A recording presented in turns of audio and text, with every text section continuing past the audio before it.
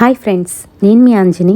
మరి ఈరోజు మన హర్రర్ స్టోరీస్లోకి వెళ్ళబోయే ముందు నాదొక చిన్న request. For best realistic horror and thrilling experience కోసం తప్పకుండా హెడ్సెట్ని అయితే పెట్టుకోండి. అండ్ మీ హర్రర్ స్టోరీస్ని నాతో షేర్ చేయాలి, మన ఛానల్లో వినాలి అనుకుంటే తప్పకుండా నేను మన డిస్క్రిప్షన్లోని ఇన్స్టాగ్రామ్ లింక్ని అయితే ప్రొవైడ్ చేస్తున్నాను. అక్కడికి వచ్చి మీరు పిన్ చేసినట్లయితే నేను మీ స్టోరీస్ని చక్కగా కుక్ చేసి ఇక్కడైతే ప్రజెంట్ చేస్తాను.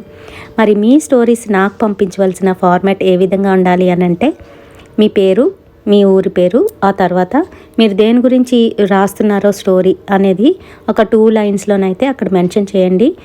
అది హర్రరా, థ్రిల్లరా, లేదంటే బ్లాక్ మ్యాజిక్ గురించా అనే దాని గురించి. ఆ తర్వాత మీ స్టోరీని అయితే రాసుకునండి. సో దానివల్ల నాకు స్టోరీ చదవడానికి ఈజీ అవుతుందన్నమాట. అయితే ఇప్పుడు ఏమాత్రం ఆలస్యం చేయకుండా వీడియోలోకి వెళ్ళిపోదాం.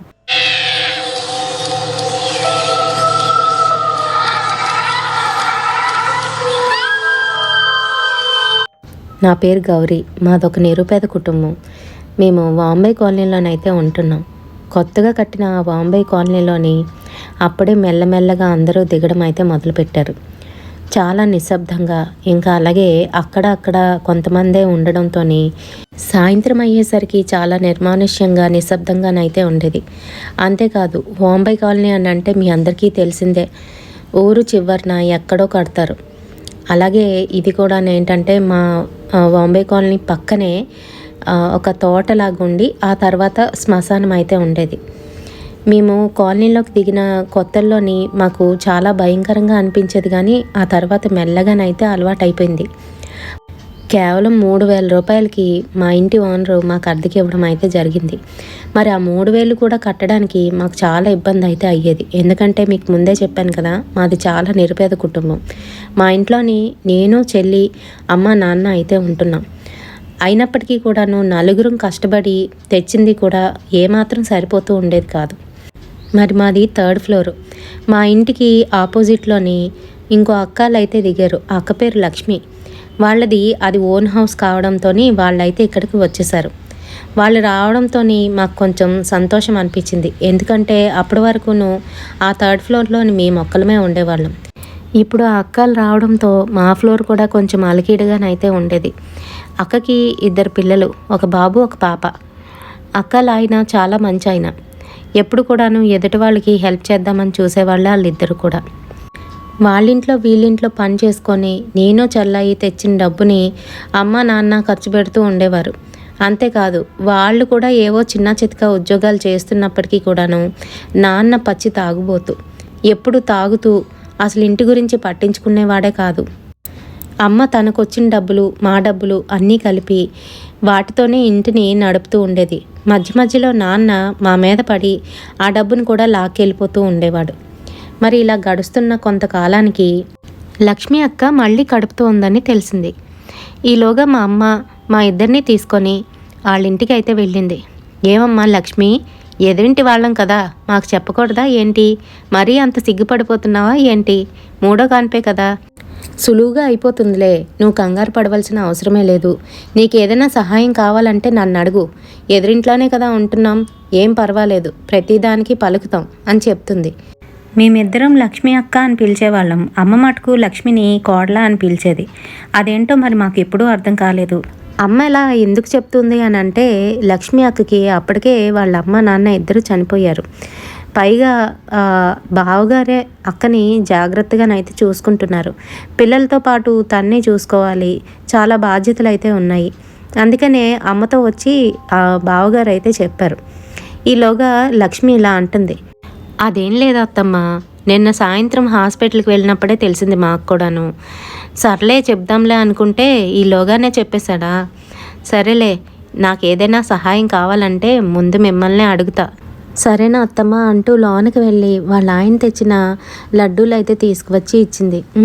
మా అల్లుడు ముందే రెడీగా ఉన్నాడే, లడ్డూలు కూడా తీర్చాడు అని అంటే, నిన్న సాయంత్రం కొనుక్కొని వచ్చారు అత్తమ్మ, ఇదిగోండి తీసుకోండి అని మాకు ఇంకా అమ్మకి కూడా ఇచ్చింది. తినేసి మేము ఇంటికి అయితే వచ్చేసాం. మా అమ్మ మాతో ఇలా అంటుంది, గౌరీ, శాంభవి ఇద్దరు కూడాను రేపటి నుంచి అక్క ఏం చేస్తున్నా, ఎక్కడున్నా ఒక కంట కనిపెడుతూ ఉండండి, జాగ్రత్తగా చూసుకోవాలి. ఇంక వాళ్ళకి ఎవరున్నారు, మనమే కదా అని చెప్తుంది. సరేనమ్మా అని ఇద్దరం తలకాయలైతే ఊపేసి మా పనుల్లోకైతే మేము వెళ్ళిపోయాం. అలా వారం రోజులైతే గడిచిపోయింది. ఆ రోజు నుంచి నవరాత్రులు అయితే ప్రారంభమైపోయాయి. మరి అక్కకంట ముందు నుంచి కూడాను నవరాత్రులు చేయడం అలవాటు. మరి 2వ నెల అయినప్పటికీ కూడాను నవరాత్రులు మొదలు పెడతాను అని చెప్పి తను ఇంట్లోని దుర్గామ్మవారిని పెట్టుకొని పూజలు అయితే మొదలుపెట్టింది. రోజుకొక ప్రసాదం చొప్పున అమ్మవారికి చేస్తూ ఉండేది. అయితే ఆ రోజు గారెలు అయితే వేసింది. వెట్ట గ్రైండర్లోని వేయడం వలన గారెలు మెత్తగా వస్తాయని చెప్పి ఆ రోజు గారెలు చేసి మాకు కూడా పంపింది. కిందనేదో ఊరేగింపు అవుతుంది, రా వెళ్దామని చెప్పి మా అమ్మ అయితే లక్ష్మిని తీసుకొని వెళ్ళిపోయింది.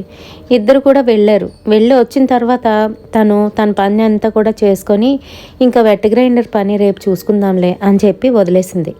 వెట్ గ్రైండర్లో నీళ్లు వేసి బండ నానుతుందని అలానే వదిలేసింది. స్విచ్ అయితే ఆపింది కానీ వైర్ తీయడం మర్చిపోయింది.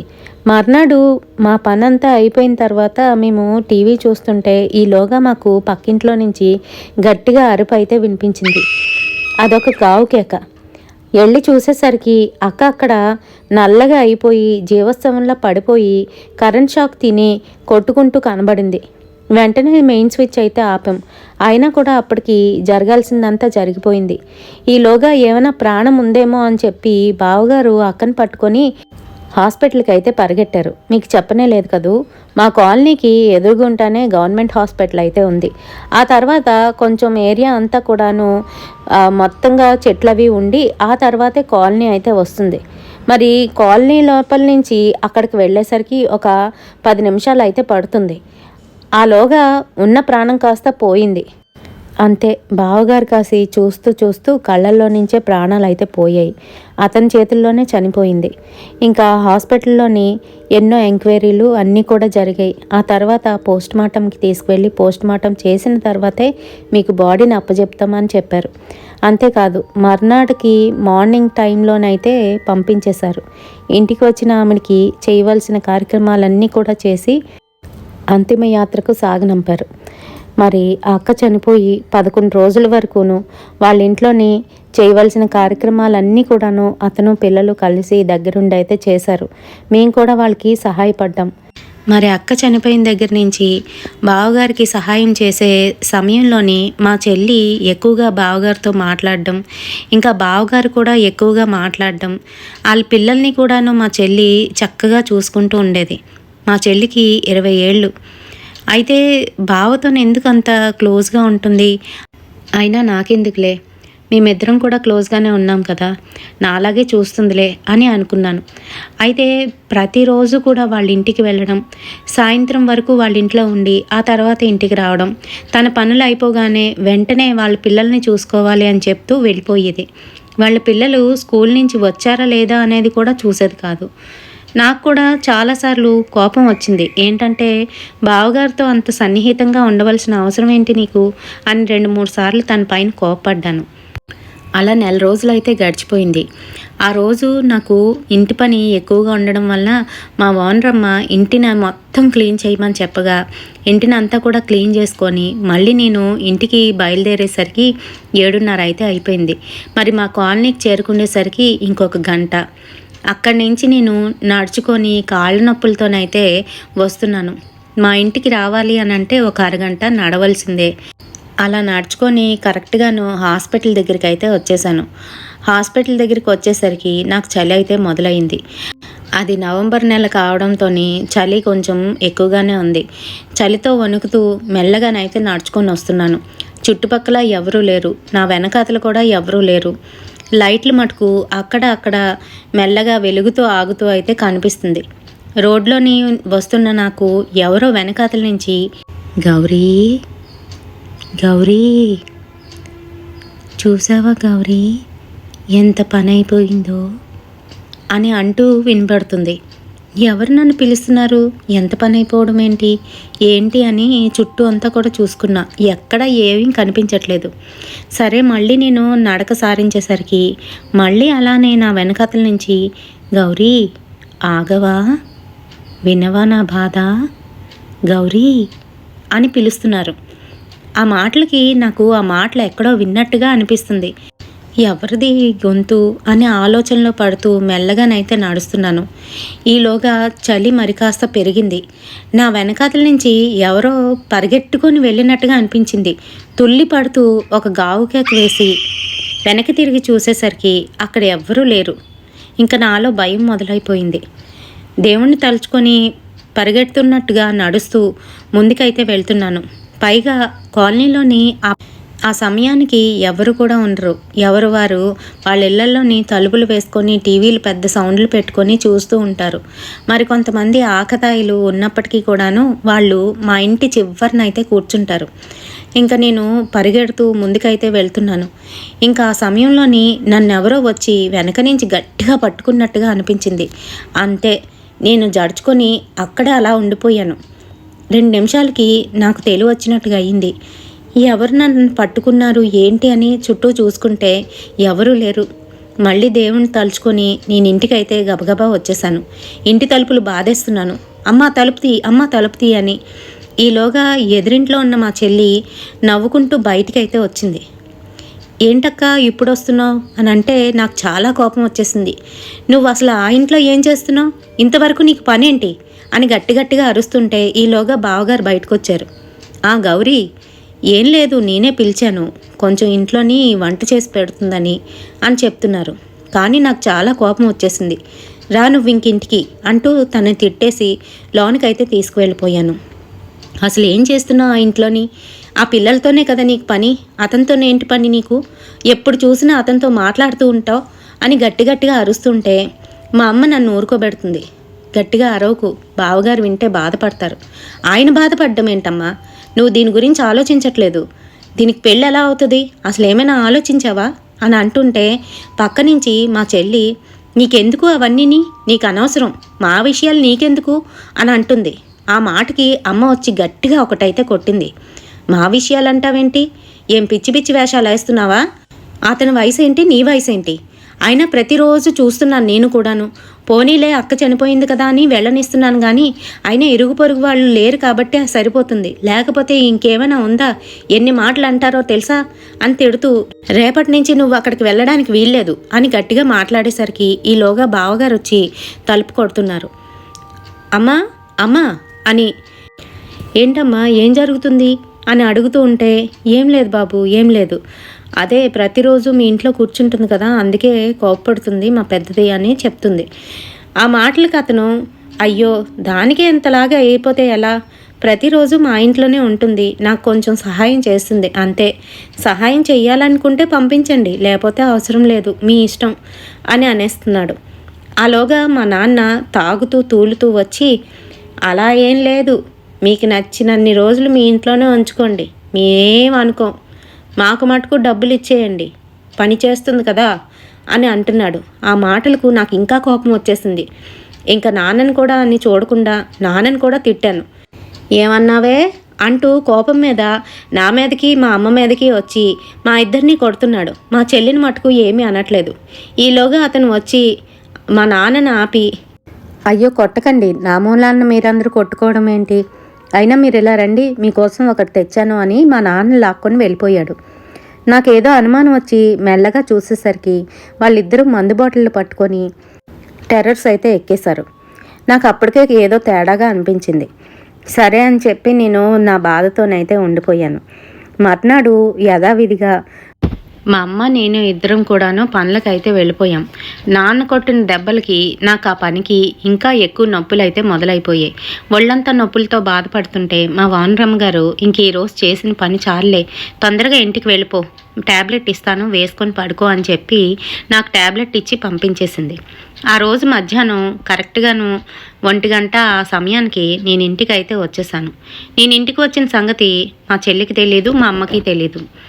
నేను ఇంటికి వచ్చి గేట్ తీద్దామనుకునే సమయానికి ఎదురింట్లోని కిలకిలా నవ్వులు అయితే వినబడుతున్నాయి. అవి మా చెల్లి గొంతులాగా అనిపిస్తుంది. అంతేకాదు, బావగారు అని పిలుస్తున్న అతను కూడా ఆ ఇంట్లోనే ఉన్నాడు. అతని మాటలు కూడా స్పష్టంగా వినబడుతున్నాయి. నేను వెంటనే వెళ్ళి కిటికీలో నుంచి చూసేసరికి ఇంకా నేను చూడకూడనే ఒక దృశ్యాన్ని అయితే చూడవలసి వచ్చింది.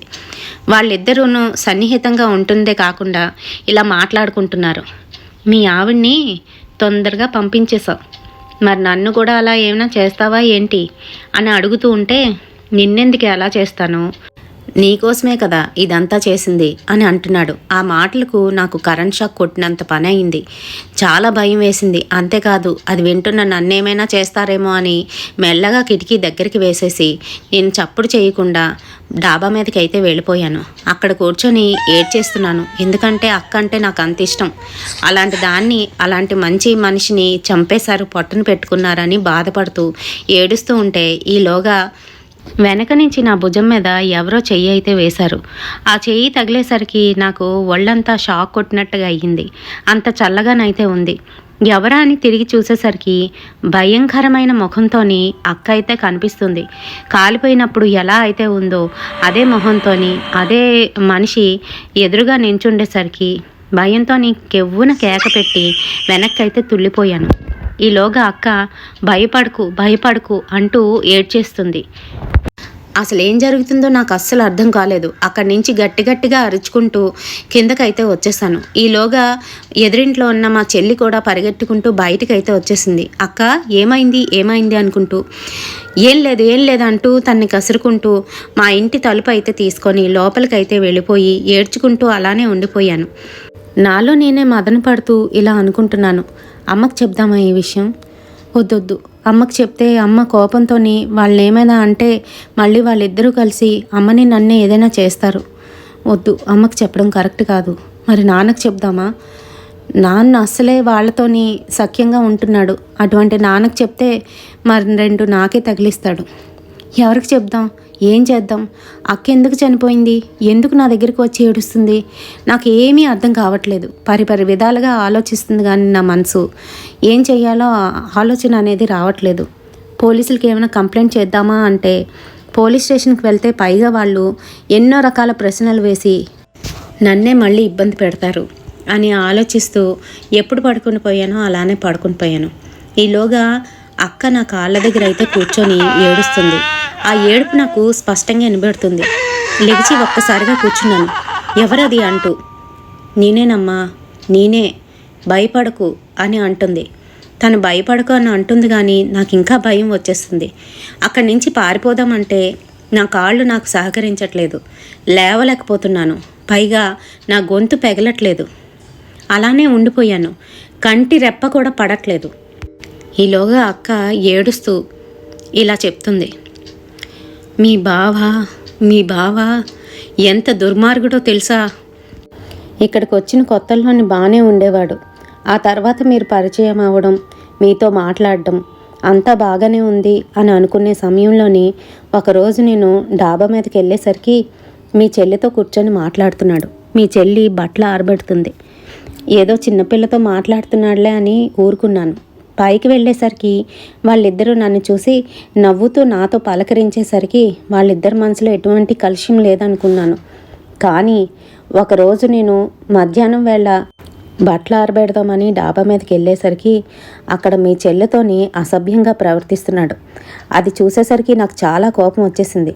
పట్టలేనంత కోపంతో వెళ్ళి మీ చెల్లిని అయితే ఒకటి కొట్టాను. అంతేకాదు మా ఆయనకి కూడా వార్నింగ్ ఇచ్చాను.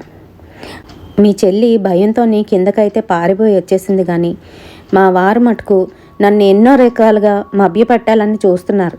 అదేం లేదు, నువ్వు అనుకున్నట్టు ఏం కాదు అని రకరకాలుగా చెప్తున్నాడు. కానీ నాకు మటుకు బాధ, ఏడుపు అన్నీ కోపంతో బయటికి వచ్చేసి మా ఆయన్ని కూడా చెడమెడ తిట్టేసి నేను కూడా కిందకైతే వచ్చేసాను. నా దౌర్భాగ్యం, ఆ రోజే నాకు 2వ నెల కడుపు అని తెలిసింది. ఆ రోజు సాయంత్రం ఇద్దరం కూడా హాస్పిటల్కి వెళ్ళి చూపించుకున్న తర్వాత ఇంకా గొడవలు వద్దు అని నిర్ణయించుకున్నాను. ఆయన కూడా నాతో బాగానే మాట్లాడుతున్నాడు. నా భర్తదేమీ తప్పులేదు, తను నాతోనే ఉంటాడు, మంచిగా మారిపోయాడు అని అనుకున్నాను. అంతేగాని ఇంత దారుణానికి ఒడికడతారని అనుకోలేదు. మీ చెల్లి, మీ బావ కలిసి నన్ను చంపేశారు అని గట్టిగానైతే ఏడ్చేస్తుంది. ఆ మాటలు వినగానే నాకు భయంతో వణుకొచ్చేసి గట్టిగా అరుస్తున్నాను. అప్పుడే పని ముగించుకొని అమ్మ అయితే ఇంటికి వచ్చింది. నా అరుపులు విని ఏమైంది అనుకుంటూ లోపలికైతే వచ్చింది. ఎదురింట్లో ఉన్న మా చెల్లి కూడా పరిగెట్టుకుంటూ వచ్చింది. ఈలోగా నేను లేచి కూర్చున్నాను. కూర్చుండేసరికి నా ఎదురుగా మా చెల్లి మా అమ్మ కనిపిస్తున్నారు. మా చెల్లి పీకనైతే పట్టుకున్నాను. ఎంత పని చేసావే పాపిష్టిదానా అంటూ పీకనైతే నులిమేస్తున్నాను. అప్పుడు నాకు ఎక్కడ లేని బలం అయితే వచ్చేసింది. ఏం చేస్తున్నానో ఎలా చేస్తున్నానో నాకే తెలియట్లేదు. మా అమ్మ అయితే మా ఇద్దరిని విడిపించడానికి ప్రయత్నిస్తుంది, కానీ తన బలం చాలట్లేదు. ఈలోగా ఎదురుగుంట ఉన్న ఆయన కూడా వచ్చి మా ఇద్దరిని విడిపిస్తూ ఉంటే మరొక చేత్తోని ఆయన గొంతునైతే పట్టుకొని గట్టిగా ఇద్దరిని పట్టుకొని వదలట్లేదు. మా అమ్మ తన బలం అంతా ఉపయోగించి మా ముగ్గురిని అయితే పక్కకు తోసేసింది. అప్పుడు కానీ స్పృహలోకి రాలేదు. నేను ఏం జరిగిందో ఏమవుతుందో నాకేమీ అర్థం కావట్లేదు. పక్కన కూర్చొని గట్టిగా ఏడ్చేస్తున్నాను. ఎందుకు ఏడుస్తున్నానో కూడా నాకు తెలియట్లేదు. వాళ్ళిద్దరూనైతే పక్కకు వెళ్ళిపోయారు. ఆ తర్వాత మా అమ్మ నా దగ్గరికి వచ్చి, ఏం జరిగింది అసలు, ఎందుకు అలా అరిచావు, వీళ్ళిద్దరి గొంతు పట్టుకొని ఎందుకు అలా నులిమేస్తున్నావు, ఏమవుతుంది అని గట్టిగా అడుగుతుంటే మా అమ్మని పట్టుకొని ఏడ్చేశాను. ఆ తర్వాత మా అమ్మని టెర్రస్ పైకి తీసుకువెళ్ళి జరిగిందంతా కూడా చెప్పాను. మా అమ్మ నిర్ఘాంతకపోయి నోటు మీద వేలేసుకొని అలానే ఉండిపోయింది. ఏం చేయను, ఈ పిల్ల జీవితం ఏంటి అయిపోతుంది, ఎలా గడుస్తుంది, అయినా ఇలాంటి పాపిష్టి పని చేయడం ఏంటి, 2 పిల్లలు, పైగా కడుపుతో ఉన్న ఆవిడ్ని పట్టున పెట్టుకున్నారు, వీళ్ళు బతకగలరా, వీళ్ళు అసలు ఉండగలరా, వీళ్ళు నాశనం అయిపోతారు అని రకరకాలుగా తిడుతుంది. కోపం తెచ్చుకుంటుంది. అమ్మ వద్దు, నువ్వు కోపం తెచ్చుకోవద్దు, పైన ఒకడున్నాడు, అన్నీ కూడా చూస్తూనే ఉంటాడు, ఎవరికి ఎలా జరగాలో అలానే జరుగుతుంది, నువ్వు కంగారు పడకు, బాధపడకు అని చెప్తున్నాను. అమ్మని ఓదారుస్తున్నాను. ఈలోగా కిందకి వెళ్ళి దాన్ని జుత్తు పట్టుకొని ఇంట్లోకి అయితే లాక్కొచ్చింది. నీకేం పని పాట లేదా, ప్రతిరోజు అక్కడేం చేస్తున్నావు, ఇంట్లోనే ఉండు, ఈ రోజు నుంచి ఎక్కడికి వెళ్ళడానికి వీల్లేదు అని చెప్తూ ఇంట్లోకి అయితే పడేసింది. ఆయన వచ్చి, ఏమీ లేదండి, ఎందుకు అలాగా అమ్మాయిని ఇబ్బంది పెడుతున్నారు అని అంటే, నీకేం తెలియదు బాబు, నువ్వు మీ ఇంటికి వెళ్ళిపో అంటూ గట్టిగానైతే తిట్టేసింది. ఆ రోజు ఏం జరిగిందో తెలీదు. మా నాన్న తాగేసి ఆ మైకంలో వచ్చి మా ఇంటి తలుపు కాకుండా ఆ ఇంటి తలుపునైతే కొడుతున్నాడు. ఈలోగా అతను బయటికి వచ్చి మా నాన్నని లోపలికి తీసుకొని వెళ్ళిపోయాడు. మా అమ్మ అదంతా కూడా గమనిస్తూ, ఇతనికి ఏం పని లేదా ఏంటి, ఆ ఇంట్లోకి దూరాడు అంటూ వెళ్ళి ఆ ఇంటి దగ్గరికి వెళ్ళేసరికి వాళ్ళిద్దరూ ఇలా మాట్లాడుకుంటున్నారు. అల్లుడితో మాట్లాడుతున్నట్టు, ఏం బాబు నాకు ఈరోజు ఏం తెచ్చావు అని అడుగుతూ ఉంటే, ఏం తెస్తాను, ఈరోజు నీ కూతురిని పట్టుకొని పోయింది మీ ఆవిడ, అంతేకాదు మీ ఇంటికి వెళ్తే నా ఇంటి గుమ్మం తొక్కొద్దు, నువ్వు వెళ్ళిపో బాబు అని నన్ను తిడుతుందా, ఇంకా నీకు డ్రింకు లేదు, డబ్బులు లేవు, వెళ్ళిపో అని అంటున్నాడు. ఉండు బాబు, వెళ్ళి తీసుకొస్తాను కదా, నువ్వెందుకు కంగారు పడతావు, నీకోసమే కదా అన్ని ఏర్పాట్లు చేశాను, నువ్వు నాకు ప్రతిరోజు ఇలా డ్రింక్ వేయి, లేదంటే డబ్బులు చాలు, నువ్వు ఇంక దేని గురించి ఆలోచించుకు, ఎవరి గురించి ఆలోచించుకు అని చెప్తున్నాడు. ఆ మాటలకి ఆవిడికి చాలా కోపం, బాధ, ఏడుపు అన్నీ వచ్చేసాయి. అంటే ఇన్నాళ్ళు నా కూతుర్ని అక్కడ తాకట్టు పెట్టి వీడు తాగుతున్నాడా అని అర్థం చేసుకుంది. ఆ కోపంతో మా ఇంట్లోకి వస్తుండగా మా అమ్మ అయితే బయటనే కనిపించింది. మా అమ్మని చూసిన మా నాన్న శుభ్రంగా కొట్టడం మొదలుపెట్టాడు. ఈలోగా నేను వెళ్ళి అడ్డుకొని అమ్మనైతే లోపలికి తీసుకొచ్చేసాను. నాన్న నా రోజు ఇంట్లోకి రానివ్వకుండా తలుపు అయితే గడపెట్టేసి తాళం వేసేసాం. అంత జరుగుతున్నా కూడాను ఎదురింటి ఆయన పట్టించుకోకుండా వదిలేశాడు. తాగిన మైకంలోని టెర్రస్ మీదకి ఎక్కి పడుకోవడం మా నాన్నకి అలవాటే. అలాగే టెర్రస్ మీదకి వెళ్ళి పడుకుందామని చూసుకునేసరికి అక్కడ ఆ రోజు రాత్రి టెర్రస్ మీద వెలుగుతున్న లైట్ కూడా వెలగట్లేదు. ఆ రోజు అమావాస్య, కటిక చీకటిగానైతే ఉంది. ఆ సమయంలోని మా నాన్న పూర్తిగా తాగి పడుకుంటే వెనకాతలు వచ్చి ఎవరో నిల్చున్నట్టుగా అనిపించింది. అంతేకాదు, కాలిపోయి కుళ్ళిపోయిన మాంసం కొంపు కొడుతుంది. కుళ్ళిపోయిన శవం వాసన ఎలా వస్తుందో అలా వస్తుంది. వచ్చేసరికి సడన్గా లేచి వెనక్కి తిరిగి చూసేసరికి ఎవరో ఒక అమ్మాయి తెల్ల చీరతోని జుత్తంతా విరబూసుకొని అటుపక్క తిరిగి నించుంది. చేతికి ఎర్రని గాజులు, పైగా చేతులు అంతా కూడా కాలిపోయినట్టుగా కనిపిస్తున్నాయి. ఎవరమ్మాయి నువ్వు అని నిద్రమత్తులోని మైకంలోని అడుగుతుంటే ఒక్కసారిగా తన ముందుకు తిరిగేసరికి తన మొహం భయంకరంగా కనిపిస్తుంది. లక్ష్మి మొహం కాలిపోయి ఉంది.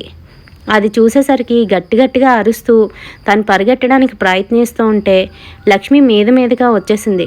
అంతే, తాగుబోతు కావడంతో హార్ట్ బీట్ ఒక్కసారిగా పెరిగిపోయి ఆగిపోయింది. అంతే, మర్నాడు తెల్లవారు మేమందరం పైకి వెళ్ళి చూసేసరికి అక్కడ శవమై పడి ఉన్నాడు. మేము చేయవలసిన కార్యక్రమాలన్నీ కూడా చేసేసాం. అంతేకాదు బాధపడలేదు. ఎందుకంటే అక్కకి అంత ద్రోహం చేశారు వీళ్ళందరూ కలిసి అని అనుకున్నాం. మర్నాడు మా ఇంటికి వచ్చి మమ్మల్ని ఓదార్చడానికి ప్రయత్నిస్తున్న శేఖర్ని రావద్దని చెప్పేశాం. అంతేకాదు మా చెల్లిని కూడా అక్కడికి వెళ్ళనివ్వకుండా చేశాం. 4 రోజులు ఇలానే గడిచింది. మేము ఎక్కడికైనా వెళ్తే, పనుల కోసం వెళ్తే మా చెల్లిని కూడా వెంట పెట్టుకొని వెళ్ళిపోయేవాళ్ళం. అక్కడ పనులు అప్పచెప్పేవాళ్ళం. అంతేకాదు దాన్ని వదలకుండా ఎదురింటికి వెళ్ళనివ్వకుండానైతే చేశాం. వాళ్ళ పిల్లల్ని పంపించి మా మనసు కరిగించేందుకు చూశాడు కానీ మీ మటుకు అస్సలు కరగలేదు. అంతేకాదు పిల్లల్ని ఇంటికి వస్తే జాగ్రత్తగానే చూసుకునేవాళ్ళం. వాళ్ళ అమ్మమ్మ వాళ్ళకి కూడా ఫోన్ చేసి పిల్లల్ని తీసుకువెళ్ళిపోండి, ఇక్కడ అబ్బాయి ఒక్కడు చూసుకోలేకపోతున్నాడు అని చెప్పేశాం. వాళ్ళ అమ్మమ్మ వాళ్ళు కూడా వచ్చి పిల్లల్ని తీసుకెళ్ళిపోవడం అయితే జరిగింది. అలా కొంతకాలం అయితే గడిచింది. ఒక 3 నెలలు అయితే గడిచిపోయింది. ఆ తర్వాత మా మటుకు మేము, తన మటుకు తనైతే ఉంటున్నాడు. ఏమాత్రం మా చెల్లాయిని మటుకు వాళ్ళ ఇంటి వైపు కానీ అటుపక్క వెళ్ళనివ్వకుండానైతే చూసుకుంటున్నాం. అంతేకాదు వేరొక చోట ఇల్లుని అద్దెకు తీసుకుందామని ప్లాన్ చేస్తున్నాం. ఈ సమయంలోని ఒకరోజు అమ్మ ఇంటి దగ్గర ఉండవలసింది అర్జెంటుగా వాళ్ళ ఓనరమ్మ పిలిస్తే వెళ్ళవలసి వచ్చింది. ఆ సమయంలోని చెల్లి పడుకుంది కదా అని చెప్పి దగ్గరికి తలుపు అయితే వేసేసి తాళం వేసి వచ్చేసింది. మరి ఆ చిన్న తాళాన్ని ఎలా తీశారో ఏం చేశారో మరి తెలియదు కానీ తాళం తీసుకొని ఎదురింటికి అయితే వెళ్ళిపోయింది. అంతేకాదు అక్కడ ఏం జరిగిందో కూడా మాకు తెలీదు. మేము వచ్చేసరికి తను భయపడుతూ గట్టిగా అరుస్తూ కనిపించింది. ఏమైంది ఏంటి అని అనేసరికి లోపల లోపల అని అంటుంది.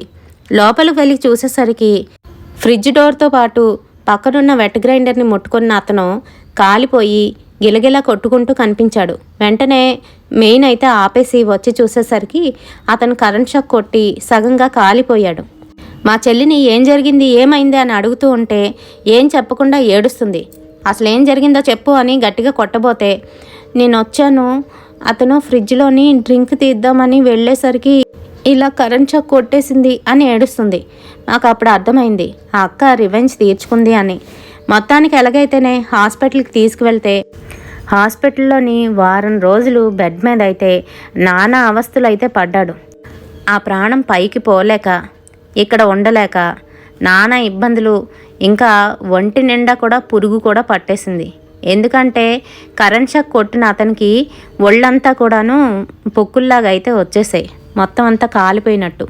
ఆ బొబ్బలెక్కినవన్నీ కూడా చీము పట్టేసి తర్వాత రోజుల్లోని ఎంత మందులు రాసినా ఏం చేసినా కూడా తగ్గకుండా పురుగులు పట్టేయడంతో ఆఖరికి వారం రోజులు నానా నరకం అనుభవించి ఆ గవర్నమెంట్ హాస్పిటల్లోనైతే చనిపోవడం జరిగింది. అంతేకాదు మా చెల్లి పిచ్చెక్కిన దానివల్లే అప్పటికప్పుడే నవ్వుతుంది, అప్పటికప్పుడే ఏడుస్తుంది, ఎవరినో చూసి భయపడుతున్నట్టుగా ఉంటుంది. ఇదంతా గమనించి నేను ఒకరోజు చెల్లి దగ్గరికి వెళ్ళి అసలు ఏం జరిగింది, అతను ఎలా పరిచయం అయ్యాడు, ఏంటి ఏం చేశారు ఏంటి అని అడిగితే అప్పుడు ఈ సంగతులన్నీ కూడా చెప్తుంది. అదేంటి అని అంటే ఒకరోజు డాబా మీదకి బట్టలు ఆరబెట్టడానికి అని వెళ్తే తనతోని చనువుగా ఉన్న అతను వెనకాతల నుంచి వచ్చి వాటేసుకొని నువ్వంటే నాకు చాలా ఇష్టం, నీ కోసం నేను ఏదైనా చేస్తాను, నీకేం కావాలంటే అది ఇస్తాను అని చెప్పడంతో మా చెల్లి కూడాను తనకి కన్విన్స్ అయిపోయి తను ఏం చెప్తే అది చేయడం మొదలుపెట్టింది. అంతేకాదు ఒకరోజు తాగేసి వచ్చిన మా నాన్న డాబా మీదకి వెళ్ళేసరికి వీళ్ళిద్దరూ సన్నిహితంగా ఉండడం చూసి గట్టిగా అడిగితే అతను మందు ఇస్తాను, డబ్బులు ఇస్తాను, నువ్వు నాకు సహాయం చేస్తే నీ చిన్న కూతురిని పెళ్లి చేసుకుంటాను, నిన్ను దాన్ని సుఖంగా చూసుకుంటాను, ఏమంటావు అని అంటే ఆ మాటలకు లొంగిపోయి వాళ్ళ నాన్న కూడా వాళ్ళిద్దరిని కూడా ఏమనకుండా వదిలేశాడు. ఇంకప్పటి నుంచి మా ఇష్టం వచ్చినట్లు ఉండేవాళ్ళం. అంతేకాదు ఒకరోజు అక్కకు కూడా దొరికిపోయాం. ఆ సమయంలో నేను నాకేం చేయాలో తెలియక భయపడుతూ నేను కిందకు వచ్చేస్తే అతను మటుకు అక్కకి ఏదో సర్ది చెప్పుకున్నాడు.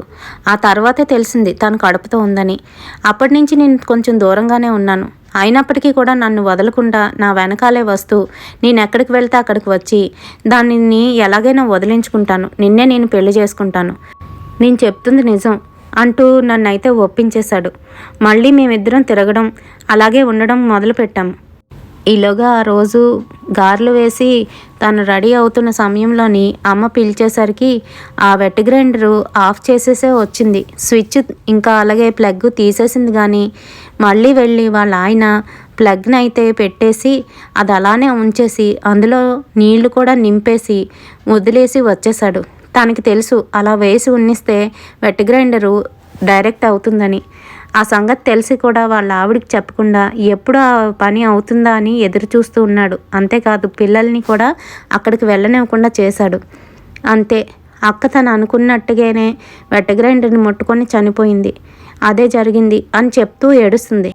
అంతేకాదు అప్పటి నుంచి నాకు డాబా మీదకి వెళ్తే చాలు ఆవిడ కనిపిస్తుంది అని భయపడిపోతూ ఉంటుంది. నీకే కాదు నాకు కనిపిస్తుంది అక్క. మరి తప్పు చేసిన వాళ్ళకి శిక్ష పడి తీరాల్సిందే అని అంది గౌరీ. మరి ఈ గౌరీ గారు మనకి ఈ రియల్ ఇన్సిడెంట్ని షేర్ చేశారండి. వాళ్ళ వాంబై కాలనీలో జరిగిందంట. అయితే గౌరీ గారి పేరు ఒక్కటే రియల్ నేమ్, ఇక్కడ మిగతా వాళ్ళ అందరివి కూడా ఫేక్ నేమ్సే. ముందే చెప్పేస్తున్నాను, ఆవిడ రియల్ నేమ్స్ ఇవ్వకండి గొడవలు అయిపోతాయని చెప్పారు, అందుకే చెప్పట్లేదు. అండ్ చూసారా ఎంత దారుణమో, అంటే భార్యని ఏ రకంగా హత్య చేశాడో అదేవిధంగా ఆమె కూడా రివెంజ్ తీర్చుకుంది. అండ్ అలాగే ఇద్దరు పిల్లలు అనాథలు అయిపోయారు. సో ఇలాంటి ఇన్సిడెంట్స్ జరుగుతున్నాయి మన చుట్టుపక్కల. Be careful. అండ్ ఈ వీడియో మీకు ఎలా అనిపించింది, నచ్చిందా? నచ్చితే తప్పకుండా ఒక లైక్ అయితే వేయండి, షేర్ చేయండి మీ ఫ్రెండ్స్ అండ్ ఫ్యామిలీ మెంబర్స్కి. మరిన్ని ఇలాంటి హర్రర్ స్టోరీస్ కోసం తప్పకుండా మన ఛానల్ని అయితే ఫాలో అయిపోండి. రేపటి సరికొత్త హర్రర్ స్టోరీతోని మళ్ళీ మీ ముందుకు వచ్చేస్తాను. Until then bye.